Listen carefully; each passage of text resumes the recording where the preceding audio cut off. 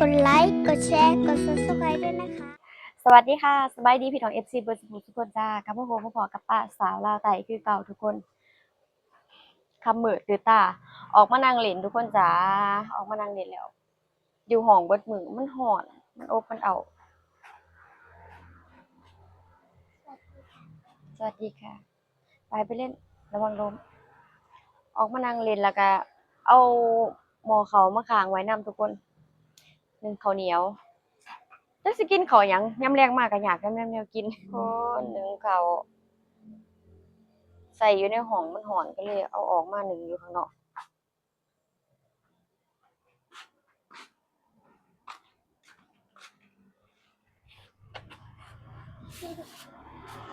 ไปเล่นอันนี้เดี๋ยวเพิ่นเล่าเรื่องของป้าหลังจากที่ป้าใส่น่าจะเป็นปุ๋ยแหละที่ว่าทางร้านแถมมาให้เป็นไอ้ผงสีฟ้าๆนะทุกคนสีฟ้าทะเลป้าเอามาผสมน้ำแล้วก็มาลดนะรู้สึกว่าจะดีขึ้นจะบ่อันนี้แล้วนะบ่เหลืองแต่ว่าแดดด้วยความที่ว่าแดดแรงมื้อนี้ใบหยิกใบเงาะแล้วก็เหย้าแดดตายนำก็มีมื้อนี้ทุกคนงามแต่ผักขะแยงนี่ล่ะผักขะแยงนี่งามบ่มียามอันนี้เลยผักขะแยงแดดแรงปานใดก็งาม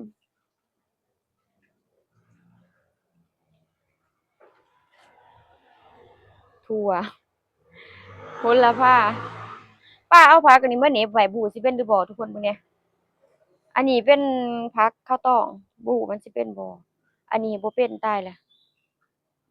อันนี้เป็นสะระแหน่ต้นบ่เป็นปลูกยากบ่ติดช่ำบ่ติด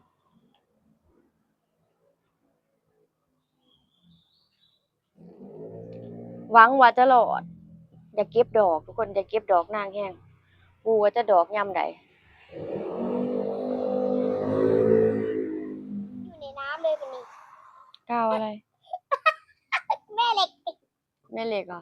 ใช่ มันยุงเป็นลงในน้อืม ำเดี๋ยวจะใส่บิกินี่ เบิ่งมันครึ้มฟ้าครึ้มฝนอันนี้ก็พายุเข้ามื้อนั้นเอาหลังคาไป เหลือแต่โครง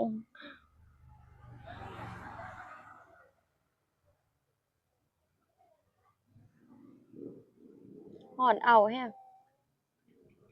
ทุกคนเบิ่งแหน่ต้นอันนี้เพิ่นอยู่แบบต้นอิหยังนี่เลี้ยงง่ายปลูกง่ายตกลงหม้องใดก็ติดแล้วก็งามติดแล้วก็งามแล้วก็อัวมันมีแบบน้ำชื้นๆแบบพื้นมันชื้นๆชุ่มๆแฉะๆเนี่ยทุกคนขึ้นดีคักงามคักบ่ได้อยู่ในกระถางนะที่แรกอะอยู่ในกระถางแต่ว่าก็เหมือนตกลงมาเยื่อยลงมาแล้วก็มาเกิดอยู่หั่นงามแรงทุกคนยังจำกุหลาบได้บ่เหลืออยู่2ต้นอันนี้ก็ย้ายมาไว้อยู่หน้าศาลนะทุกคน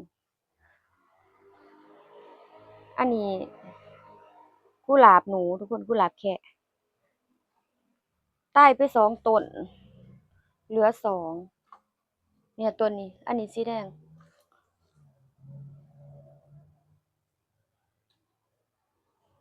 เหลือส่ำนี้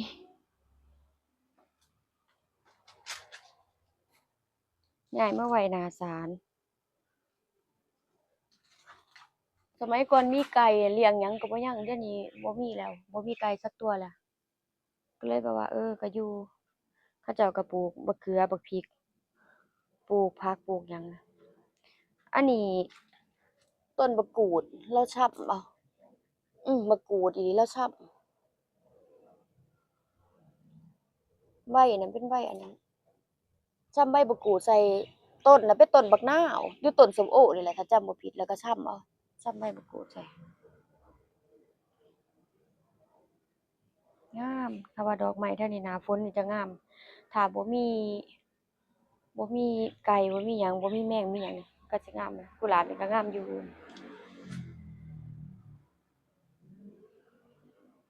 งามดีอยู่จ้าแต่สีอันนั้นบ่มี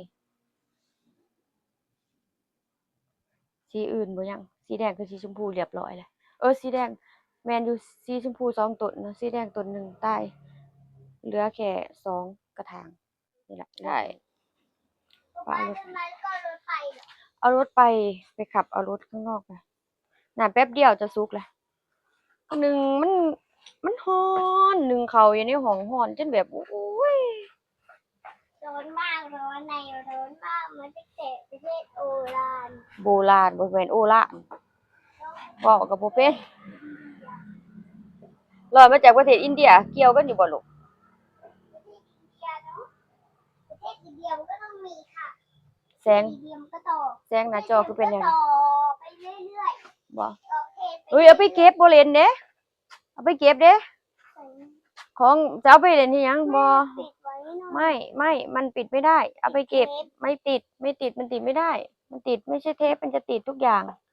เอาไปเก็บของเขาใส่นี่มักเล่นของใส่พอมักเอาของใส่เขามาเล่นได้เดี๋ยวนี้อิหยังก็ได้ทุกคนป้าสิเว้าหยังให้ฟัง โอ้ยหน้าจอมันคือเป็นแสงจังสี่ไปหาเล่นไปออกหม้องสว่างๆยุงจะได้บ่กัดป้าสิเว้าหยังสิฟัง ลูกสาวป้าไปโรงเรียนเนาะช่วงที่เรียนอนุบาล2อนุบาล3บ่มีปัญหาทุกคนบ่มีปัญหาหยังเลยบ่มีปัญหาหยังเลยช่วงที่เรียนอนุบาล2อนุบาล3อะนะแต่พอขึ้นป .1 ปุ๊บ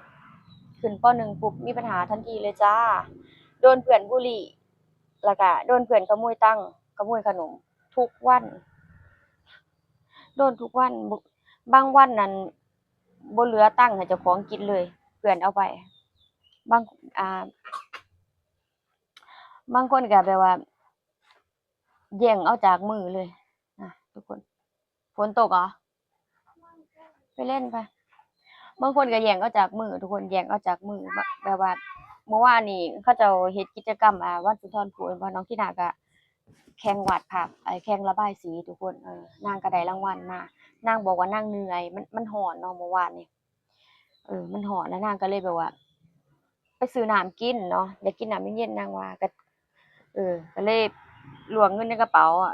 ป้าน่ะจะให้เงินลูกไปแต่ก่อนนั้นช่วงอนุบาลจะให้20 บาทเนาะวันหนึงช่วงนั้นขึ้นป .1 ปุ๊บให้วันละ40เพราะว่ากับข้าวโรงเรียนบางวันลูกป้าก็บ่กินจังนะทุกคนตอนเที่ยงก็ด้วยความแบบว่าเป็นห่วงลูกอยากให้ลูกกินอิ่มๆเนาะอยากให้ลูกแบบว่าอยากหยังก็ซื้อกินจังนะทุกคนแล้วก็เหลือจากนั้นกลับมาโรงเรียนก็มาหยอดกระปุกแต่ช่วงหลังๆป้าแปลกใจเป็นหยังลูกป้าบ่เคยเหลือตังค์มาโรงเรียนเลยแล้วก็บ่เคย บ่เหลือตังค์กลับมาบ้านเลยบ่เหลือตังค์จากโรงเรียนกลับมาบ้านบ่เหลือตังค์มาหยอดกระปุกเพราะปกตินางจะหยอดนางจะเหลือมาหยอดกระปุกนางเก็บเงินในกระปุกนางตอนนี้นางได้ประมาณ 4,000 กว่าแล้วทุกคนแต่ช่วงรู้สึกว่าเปิดเทอมมาขึ้นป .1 เนี่ยนางบ่เหลือเงินมาหยอดที่แรกป้าก็บ่ฮู้ว่าเพราะสาเหตุหยังถามจั่งใดลูกว่าลูกกินเบิดจังซี้พุ่นป้าก็งงว่าแม่นอยู่บ่กินเบิดเพราะว่าเวลา ป้าซื้ออิหยังให้จั่งซี้ก็บ่เห็นข้อยกินเท่าใดก็กินปกติทุกคนบ่ได้เป็นคนที่แบบว่าบ่ได้เป็นคนที่แบบว่ากินเก่งอิหยังมากมายแล้วทีนี้ช่วงประมาณอาทิตย์ก่อนๆอาทิตย์ที่แล้วอืมเห็นมาบ่นสู่ฟังว่าเพื่อนน่ะขโมยขนมหนูสมมุติว่าตอนเช้าป้าจะซื้อขนมให้ต่างหากให้เงินต่างหากแม่นบ่ซื้อประมาณ3-4ห่อจั่งซี้เอาไว้ในกระเป๋าเผื่ออยากกินจังซี้นะทุกคนเพื่อนก็ขโมยไปเหลือประมาณห่อหนึ่งบางวันก็บ่เหลือเลยแล้วก็ตั้งเพื่อนก็แย่งเอาไปขโมยไปป้าก็ว่าบ่เป็นหยังป้าก็ว่าเดี๋ยวเราแบ่งเพื่อนก็ได้เราแบ่งเพื่อนลูกเราแบ่งปันเพื่อนบ่เป็นหยังดอกให้เพื่อนซื้อขนมก็แบ่งเพื่อนกินนำแหน่ป้าก็ว่าสิแต่ว่าให้บ่ให้เบิดให้แบ่งปันป้าว่าสิเงินคือกันก็บ่เป็นหยังดอกดำคั่งป้าก็คิดแบบนั้นแต่เมื่อวานนี่ป้าไปรับลูกให้ทุกคนด้วยความแบบเมื่อวานพายุเข้าฝนตกแรงค่ะให้เพราะว่านางย้านพายุเพราะว่าตอนช่วงที่กลับบ้านวังไปเกี่ยวข้าวนี่ทุกคนพายุมันเข้าแล้วทีนี้ มันเหมือนเถียงจนเถียงมันโยกมันแห้งเนาะแบบว่าเถียงมันแบบเหมือนจะไปแล้วฟ้าแลบฟ้าผ่าทุกคนลูกป้าก็เลยย้านมาเจอสถานการณ์เมื่อวานมันคล้ายๆกันกับมื้อนั้นน่ะนางก็เลยย้านนางย้านแล้วนางก็หายเห็นหน้าป้าปุ๊บนางก็หายแล้วนางก็บ่นว่าหนูวันนี้หนูไม่ได้กินอะไรเลย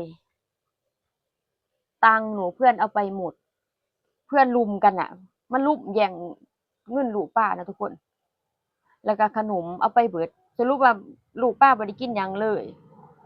บ่ได้กินหยังขนมก็โดนแย่งตั้งก็โดนแย่งไปป้าก็เลยว่าทำไมหนูไม่ฟ้องคุณครูไม่บอกคุณครูก็บ่กล้าฟ้องแล้วก็ย้านหมู่แล้วก็มีคำหนึ่งที่เว้าออกมาว่าหนูโดนเพื่อนบุลลี เพื่อนบอกว่าหนูไม่สวยเว้าแล้วก็หายเมื่อวานทุกคนเด็กป .1 อะป้าแบบอิหยังอะสังคมทุกวันนี้ป้าบ่เคยคิดว่าลูกของป้าจะมาเจออิหยังแบบนี้นะป้าเห็นแต่ในโซเชียลทุกคนป้าบ่เคยคิดว่าลูกจะโดนบุลลีจะโดนแกล้งโดนทุกวันมาบอกว่าเว้าสู่ฟังตั้งแต่ขึ้นป .1 แบบโดนแกล้งหนักโดนบุลลีโดนแย่งเงินโดนขโมยเงินขโมยขนมนี่ป้ากำลังคุยกันกับพ่อน้องที่นาและกับพี่สาวนางว่าจะคุยกับครูแบบใด วันก่อนก็โดนเพื่อนแกล้งดึงแขนกระชากแขนแง่ๆกันทุกคนกระดูกเด็กน้อยมันก็ยังบ่แข็งแรงเนาะก็เจ็บก็ไห้ก่อนเข้าแถวก็ไห้มาหาแม่ว่าเพื่อนแกล้งหนูเล่นอยู่ดีๆหนูเล่นกับเพื่อนอีกคนหนึ่งอยู่ดีๆแล้วเพื่อนอยู่ดีๆเพื่อนก็เข้ามาแล้วก็ดึงแขนหนูแรงๆเลยก็ไห้ก็มาหาแม่ว่าเจ็บแขนบ่อยากไปเรียนป้าก็เลยคุยกับครูว่าบอกคุณครูว่าคุณครูน้องลูกสาวเนาะกับน้องอีกคนหนึ่งว่าเขาเล่นกันแต่เข้าใจว่าเด็กน่าจะเล่นกันนั่นแหละแต่น้องอาจจะแรงเกินไปขอคุณฝากคุณครูเตือนให้หน่อยนะคะว่าเล่นได้แต่ไม่ให้แรงเกินไปเพราะกระดูกกระเดี่ยวเด็กน้อยยังอ่อนเนาะคุณครูก็บอกเดี๋ยวคุยให้นะคะคุณแม่จั่งซี้ก็จัดการให้ครูว่าเดี๋ยวสักพักครูก็ตอบข้อความกลับมาว่าคุยแล้วค่ะให้น้องเขาขอโทษกันแล้วค่ะก็ดีกันแล้วแต่ตอนแรกมาถามลูกว่าเพื่อนได้ขอโทษหนูไหมคุณครูได้บอกเพื่อนขอโทษหนูไหมที่เพื่อนแกล้งหนู ลูกสาวบอกว่าคุณครูบอกให้ขอโทษคุณครูจัดการให้แต่ว่าเพื่อนไม่พูดเพื่อนไม่ขอโทษป้าก็เลยอีหยังว่าปัญหาอีหยังจังซี่แล้วก็เหมือนอาทิตย์ทั้งอาทิตย์2อาทิตย์มานี่มันจะมีปัญหาบ่อยๆแล้วจะมีชื่อเด็กคนนี้บ่อยๆขึ้นมาบ่อยๆแบบลูกป้าจะมาเว้าสู่ฟังบ่อยๆว่าเพื่อนคนนี้แกล้งหนูอีกแล้ววันนี้เพื่อนคนนี้บุลลีหนูอีกแล้วเพื่อนคนนี้ขโมยตังค์หนูอีกแล้วเพื่อนคนนี้ขโมยขนมหนูอีกแล้วทุกคนขอคำแนะนำหน่อยป้าควรเฮ็ดจั่งใดป้าควร คุยกับครูหรือคุยกับผู้ปกครองคุยกับพ่อแม่เขาเลยหรือจั่งใดแล้วป้าถามลูกว่าทำไมหนูต้องยอมเขาหนูไม่ได้ทำอะไรผิดป้าบอกว่าหนูบ่ได้เฮ็ดหยังผิดหนูไปบอกคุณครูเลยแล้วหนูคุยกับเพื่อนเลยว่าของเราไม่ให้เราแบ่งปันได้แต่ว่าเราไม่ให้ทั้งหมดจังซี้นะป้าก็ให้ลูกคุยนะแต่นางก็บอกว่านางย้านเขาเนี่ยย้านเขาย้านจักไปย้านเขาอีหยังทำไมหนูกลัวเขา ก็ชอบบอกว่าหนูไม่สวยแล้วก็ชอบบอกไม่สวยก็ไม่เป็นไรนี่ไม่สวยคน ฟ้องครูว่าหนูไม่ได้ทำเลย ถ้าฟ้องครูว่าหนูทำ แล้วก็ขโมยตังค์หนูแล้วก็ขโมยขนมหนูแล้วก็ขโมยขนมด้วย ใช่ทำไมหนูต้องบอกครูเลยเวลาเพื่อนที่แม่สอนเรื่อยๆอ่ะถ้าเพื่อนขโมยตังค์ขโมยขนมน้องต้องบอกคุณครูน้องไม่ได้ทำอะไรผิดน้องไม่ต้องกลัวน้องไม่ได้ไปตีเขาแต่น้องโดนกระทำเข้าใจไหมน้องต้องบอกคุณครูเข้าใจไหมอืมถ้าคุณครูจัดการไม่ได้แม่ก็จะคุยกับพ่อแม่เขาเองไปเล่นไปฝนตกไหมนี่ถ้าไม่ตกก็ไปเล่นไปหลังๆมาบอกกับแม่ว่าหนูไม่อยากเรียนพิเศษแล้ว